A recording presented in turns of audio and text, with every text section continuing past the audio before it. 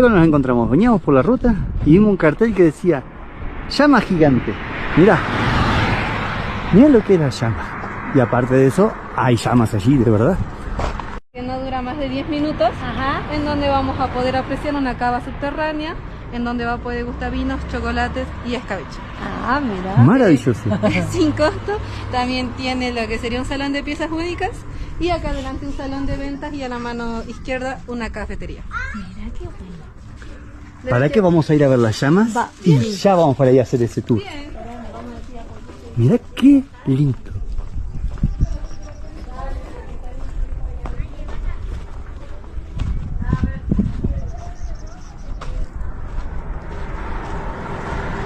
Hola, ¿qué tal?